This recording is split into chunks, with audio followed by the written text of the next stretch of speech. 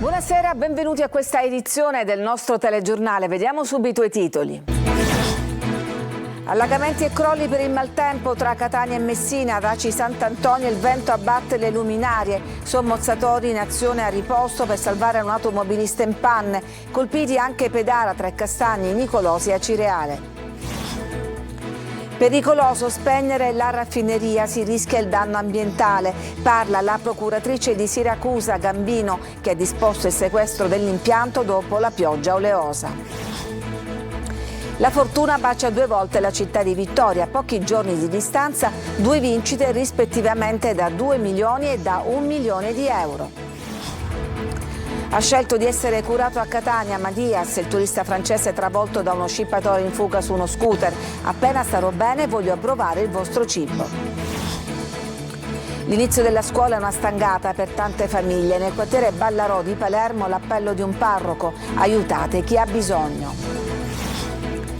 Alla Mostra del Cinema di Venezia è presentato Iddu, l'ultimo padrino, ispirato alla vita di Matteo Messina Denaro. Oggi a Castelvetrano è morta la madre, 88 anni. Calcio, sabato a Bielle il Catania sfiderà la Juventus NG. I rossazzurri puntano sulla solidità del gruppo. Lunetta dice: faremo una grande stagione.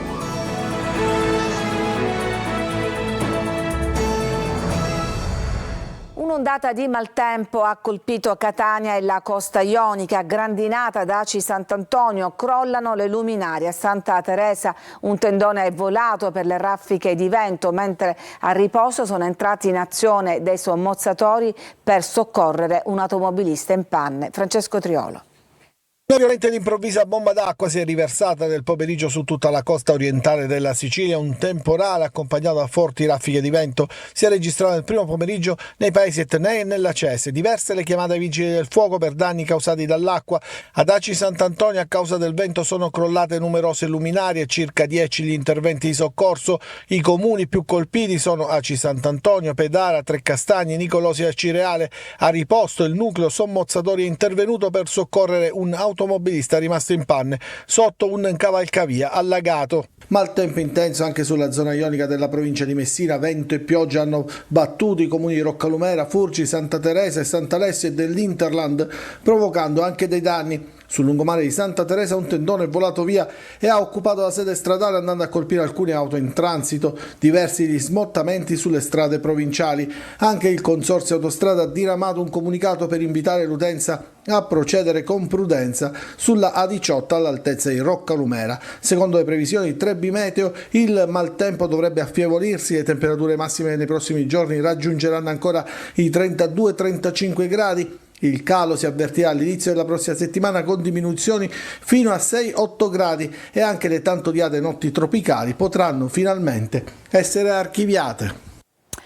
Dopo l'incidente nel polo petrolchimico di Priolo parla al nostro TG la procuratrice capo di Siracusa Gambino, che ha disposto il sequestro dell'impianto senza però bloccare la produzione. L'ha intervistata Francesco Aloi. Stiamo verificando cosa è accaduto, perché è accaduto e soprattutto che effetti ha avuto. Tante domande a cui si cercano delle risposte. Sulla scrivania della procuratrice capo di Siracusa da qualche giorno c'è anche il fascicolo su quanto è accaduto a Priolo. Era la mattina del 26 agosto, quando nelle aree limitrofe è ricaduta una sorta di pioggia oleosa. Tutto sarebbe partito dall'impianto U100 Topping Isab Sud, oggi sequestrato. Però qualcuno si chiede com'è possibile che un impianto sequestrato continui ad essere operativo. Questa è un'esigenza tecnica. Ci hanno spiegato da parte dell'impianto che se avessimo bloccato del tutto l'attività avrebbero dovuto mandare in torcia tutto il combustibile che avevano in pancia sostanzialmente, cosa che era impossibile perché avremmo creato un danno all'ambiente noi stessi. L'impianto quindi è operativo ma sempre monitorato. Subito dopo l'incidente, che ISAB ha definito sfiaccolamento imprevisto, ARPA ha effettuato i primi campionamenti che saranno ripetuti anche nelle prossime ore, ma per avere un quadro completo servirà ancora del tempo. L'ipotesi di reato al momento non è quella di disastro ambientale, però si potrebbe andare su quella strada. Dipenderà dall'esito degli accertamenti, perché stiamo perimetrando l'area che è stata interessata dal fenomeno e soprattutto il tipo di interessamento, perché ci sono delle culture, ci sono dei terreni nei chilometri nei quali si è diffusa questa sorta di pioggia oleosa. E proprio per questo chi abita nella zona aspetta con ansia di sapere cosa è realmente accaduto. La paura è tanta. E adesso una bella notizia, anzi due, perché sono due le vincite milionarie nella stessa città, a Vittoria, in provincia di Ragusa. Un gratta e vinci fortunato da €1 milione e a pochi giorni di distanza uno da 2 milioni. Veronica Barbarino. La dea bendata bacia 2 volte la città di Vittoria. Sono stati vinti in 2 distinti bar a pochi giorni di distanza, rispettivamente 1 e 2 milioni di euro, con 2 biglietti gratta e vinci fortunati, 100 per e 50 per. La notizia è stata data ai titolari direttamente dai Monopoli di Stato. Il biglietto da €1 milione, scambiato il 28 agosto scorso, è stato acquistato alla stazione di servizio Kuwait di Maria Eliana Busacca. Siamo contenti di questa vincita, speriamo bene per il vincitore. Non abbiamo idea di chi abbia vinto il €1 milione con il 100 per, però ecco, ne siamo felici e speriamo bene, speriamo che aiuti qualcuno che abbia bisogno, insomma. Stessa storia anche per il bar nella stazione di servizio sulla strada per Santa Croce Camerina, al chilometro 1.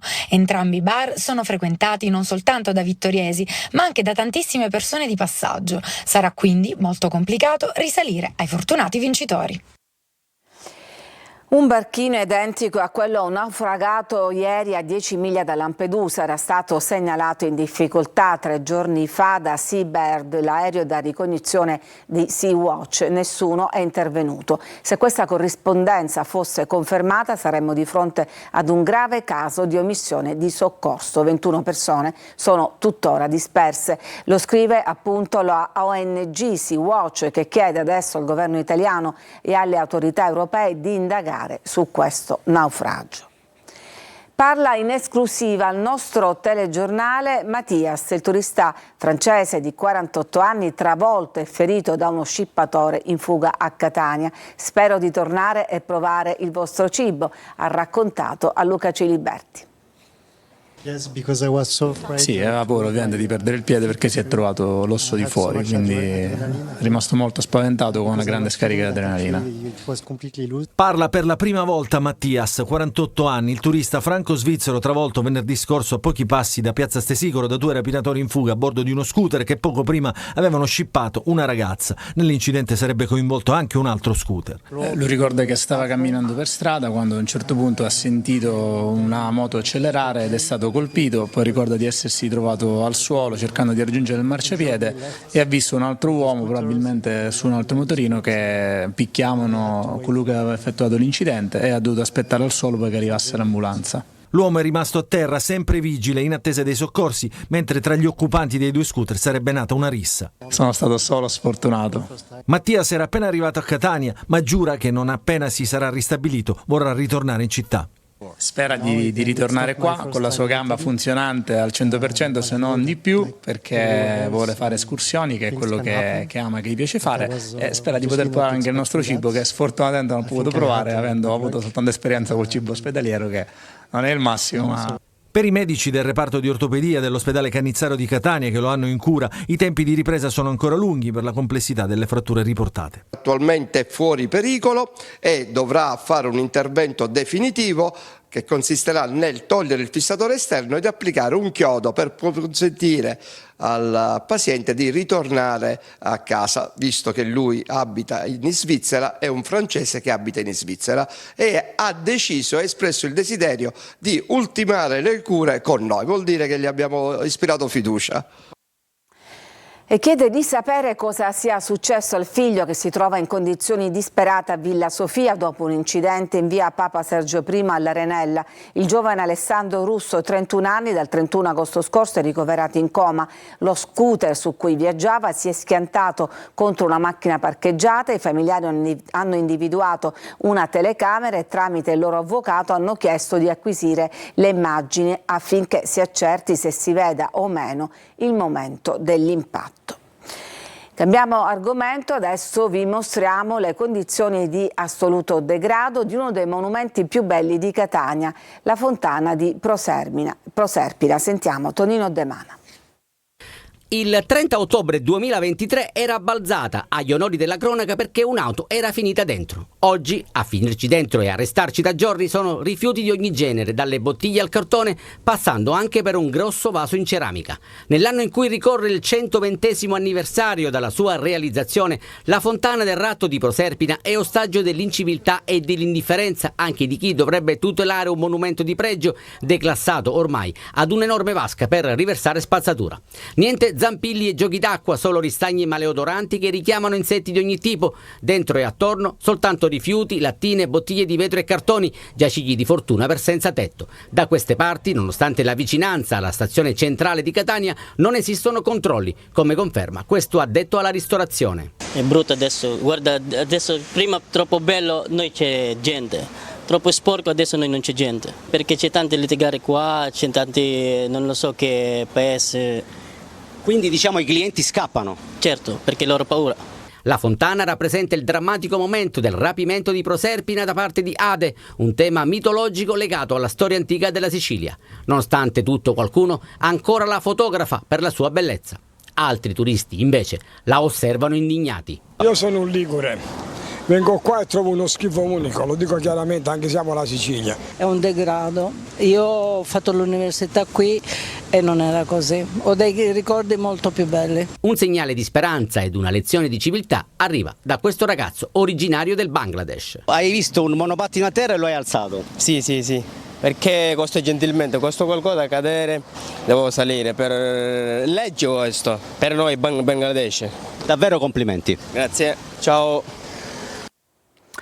A Palermo un sit-in a sostegno della procuratrice dei minori Claudia Caramanna, minacciata dalla mafia. Siamo con te, non mollare, il messaggio di avvocati e cittadini. Marco Gullà. Siamo con te. È il messaggio che associazioni, avvocati e liberi cittadini hanno voluto esprimere nei confronti della procuratrice dei minori di Palermo Claudia Caramanna, che ha recentemente ricevuto intimidazioni legate alla sua attività di contrasto alla criminalità organizzata e di tutela dei minori figli di criminali. Un sit-in di solidarietà davanti il Tribunale dei minori, tra le associazioni che hanno aderito anche la Cassa di Giulio, con Francesco Zavatteri, padre del ragazzo ucciso da un'overdose di crack all'età di 19 anni. Basta il crack, basta lo spaccio di morte ai nostri figli, e che sostiene e dà un attestato di grande stima alla dottoressa Caramanna, che ha fatto un lavoro e continuerà a fare un lavoro prezioso per la nostra città e per salvare i minorenni dal disastro della tossicodipendenza.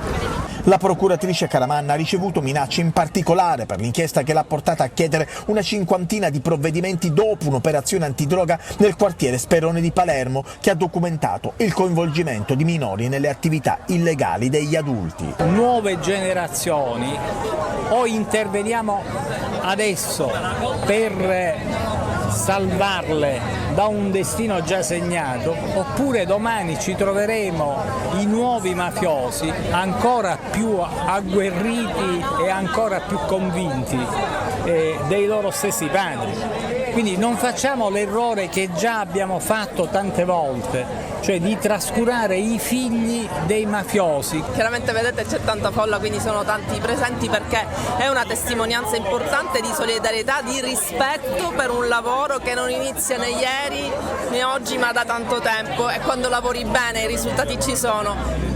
È chiaro che puoi dare fastidio a qualcuno, ma noi siamo qui per dire che tutto questo va continuato, perché è un lavoro di eccellenza per la popolazione, per Palermo e per i giovani di Palermo, quindi forza.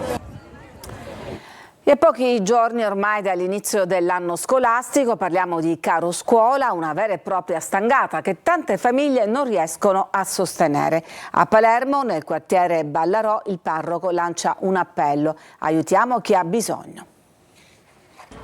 Molte famiglie hanno difficoltà ad acquistare libri e corredo scolastico, soprattutto nel quartiere di Ballarò. L'allarme lo lancia Don Enzo Volpe, punto di riferimento del quartiere. Lo vediamo all'opera nel suo centro aggregativo. Qui, assieme ad altri collaboratori, prova ad aiutare tutte le famiglie disagiate di Ballarò, e non sono poche. Intanto la difficoltà di molte famiglie è legata chiaramente a un alzamento di prezzi rispetto del materiale che dovrebbe essere di consumo ordinario.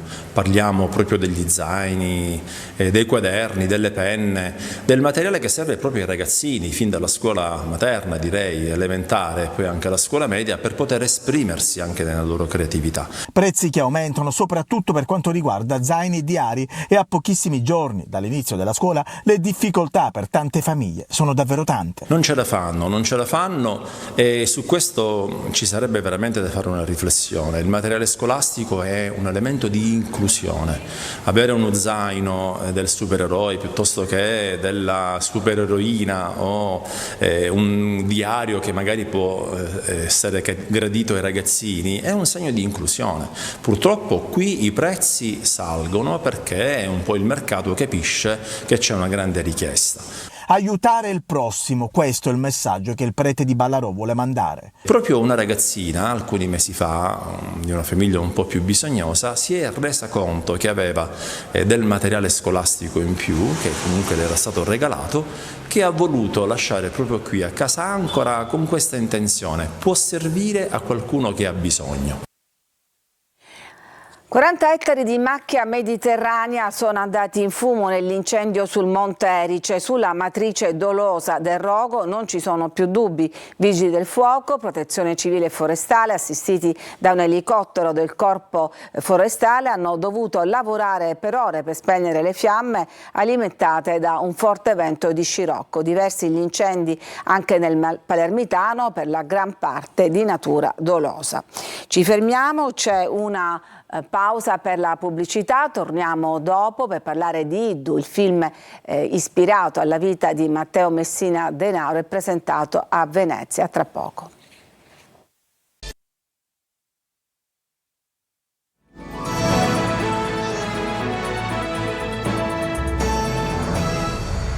La madre di Matteo Messina Denaro, Lorenza Sant'Angelo, è morta oggi a 88 anni a Castelvetrano, portando con sé i segreti della famiglia mafiosa. Il questore ha vietato i funerali. Intanto al Festival del Cinema di Venezia è stato presentato il film Iddu, l'ultimo padrino, ispirato proprio alla vita del boss morto un anno fa in carcere. Dicono che la felicità per i buoni c'è. Ma io lo stabilisce quali sono i buoni e quali sono i cattivi. Terzultima giornata dell'81esima Mostra del Cinema di Venezia. Arriva al Lido il quinto e ultimo film italiano in concorso, Iddu, l'ultimo padrino, di Fabio Grazzadonia e Antonio Piazza. Il film, nato dalla lettura dei numerosi pizzini ritrovati nel corso della lunga latitanza del boss mafioso Matteo Messina Denaro, vede l'attore Elio Germano nei panni del boss, in scena con Tony Servillo.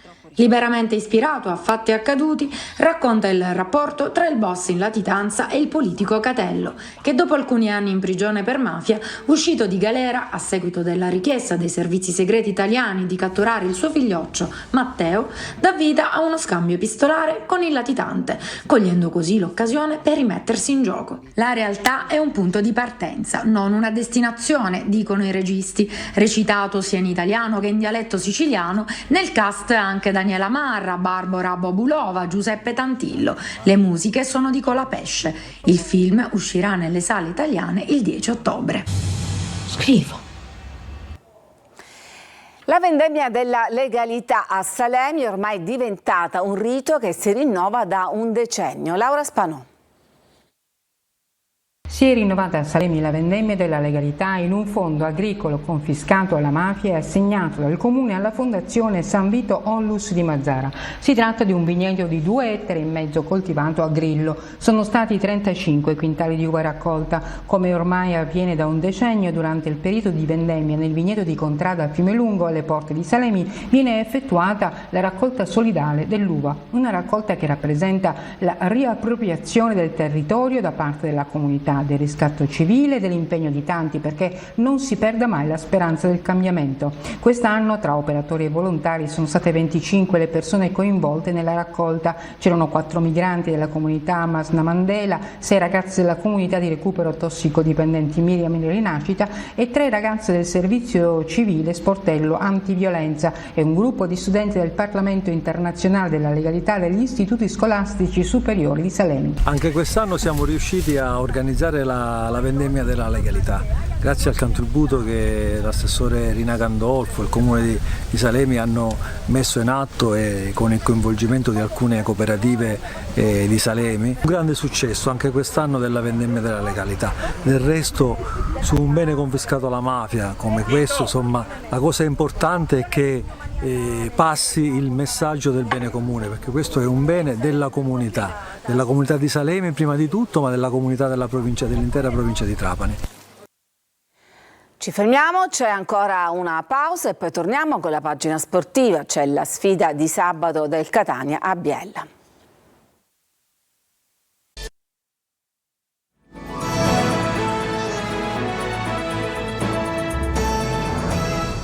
Ed eccoci alla pagina sportiva. Sabato a Biella il Catania giocherà contro la Juventus Next Generation e Lunetta prevede una grande stagione. Juventus Catania, storia antica. È ovvio che parliamo di due squadre diverse. La Next Gen è la squadra B, ma l'idea del rosso-azzurro contro il bianco-nero fa inevitabilmente tornare alla mente i ricordi del passato, come quando Isco segnò il gol del famoso 1-2 in casa della Juve. Altri tempi e come detto altra squadra. Il presente parla della Juventus Next Gen e del nuovo Catania. Entrambe escono con maggiori convinzioni dall'ultima partita di campionato. I bianconeri per via della rimonta di Caserta da 0-2 a 3-2 a proprio vantaggio. Il Catania, grazie al successo col Benevento, condito pure da una ottima prestazione, soprattutto nel primo tempo. Certo, oltre alla casertana, di partite sull'altalena la Juve ne ha vissute 2. Anche la prima gara, persa col Cirignola, racconta di una squadra capace di far male, ma non irreprensibile dietro. 6 reti subite nelle prime 2. Siamo agli inizi ed è forse troppo presto per le statistiche, ma è chiaro che il Catania fa invece dell'organizzazione e della solidità un suo punto forte, al di là della porta finora inviolata in campionato. Giocatori capaci di darsi una mano e anche duttili, come ha dimostrato Lunetta col Benevento. Sono un giocatore duttile che può ricoprire tanti ruoli, mi metto sempre a disposizione e il mister appunto mi aveva provato lì già la settimana prima e mi trovavo bene, non ho un problema a fare quel ruolo, quindi mi sono divertito. Abbiamo fatto una bella partita tutti insieme, anche di grande sacrificio, soprattutto al secondo tempo, quindi ci sono tutti i presupposti per fare una grande annata. Acque non proprio serene a Messina e Trapani, i granati cercano ancora l'allenatore, mentre a Messina si cercano rinforzi. Francesco Triolo.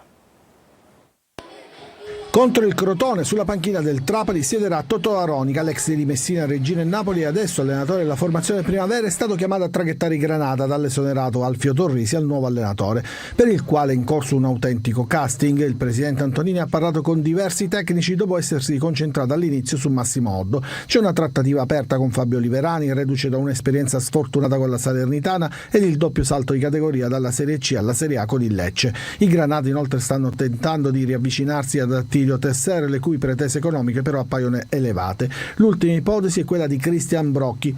Entro lunedì comunque dovrebbe arrivare la scelta. Intanto la squadra è stata affidata temporaneamente a Salvatore Aronica, che sabato guiderà i Granata nel match contro il Crotone, giocandosi anche le sue opportunità di una possibile riconferma sulla panchina granata. A Messina, oltre che sul campionato, dove i giallorossi incontreranno sabato sera il Taranto al Francoscoglio, si guarda anche al mercato. Il club sta cercando tra gli svincolati. Aggregati ci sono il 24enne olandese Bradley Van Euven e l'attaccante Stefano Beltrame, ma la scelta potrebbe ricadere solo sul primo. Modica contro il Taranto recupera Manette e potrebbe far giocare dall'inizio Petrucci. Intanto prosegue la protesta contro la proprietà dei tifosi giallorossi, che non saranno nemmeno stavolta sui gradini del Francoscoglio. È tutto per questa edizione, grazie per averci seguito, a tutti una buona serata.